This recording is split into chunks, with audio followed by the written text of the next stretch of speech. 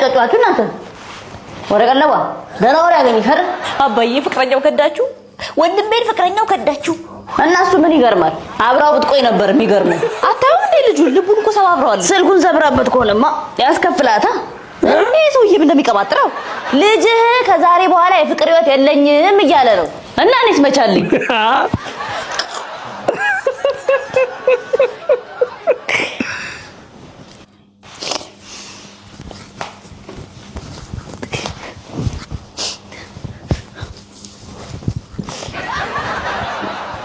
ይኸውላችሁ እኔ ይሄን ሁሉ ዓመት እድሜን ስኖር 54 ዓመት እዚህ ምድር ላይ ስኖር እናንተ ደግሞ አንድ 54 አንድ 47 ያለኝ ሰፈር ስለሚመስል እድሜ የምትቀያይረው። አባዬ ግን የምር ትክክለኛ እድሜ ስንት ነው?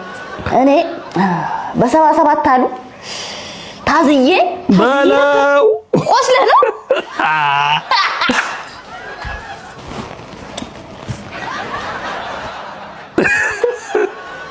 ማለት ትቀባጥራለህ። ስንት ዓመትሽ ነው እስቲ አንቺ?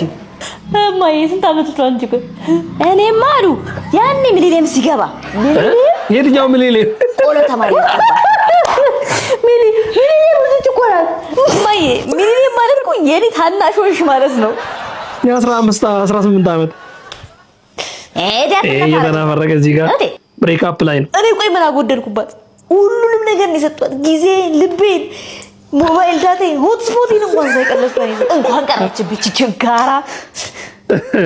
ያን አስቀያሚ የሆነ ተከታታይ ፊልም ራሱ ለሷ ብዬ እንቅልፌን አጥቼ ቁጭ ብዬ ማየቴ እንዴት እንደሚቆጭ ውስጤን አንዘረዝሯል። ወይኔ ማኗ እና ለምን ላይ አለች? ከብዙ ሴት ጋር ታወራለህ ብላ ነው።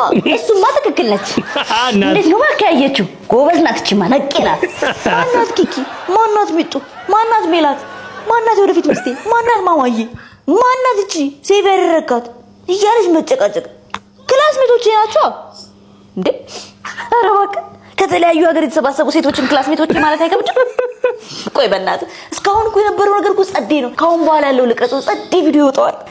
የሱስ የተለመደ ነው። ባይሆን እንደው ለእህትህ ቆንጆ የዩቲዩብ ግባት ትሆናታለህ። በአንድ ድንጋይ ሁለት ወፍ።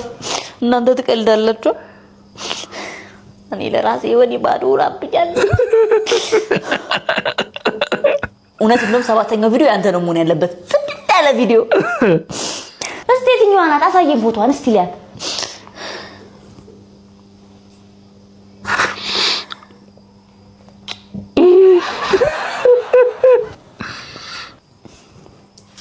አይ እቺ እንኳን ቆንጆ ናት። አትመጥንህም። ሌላ የተሻለ ሰው ነው የሚገባት። አትመጥንህም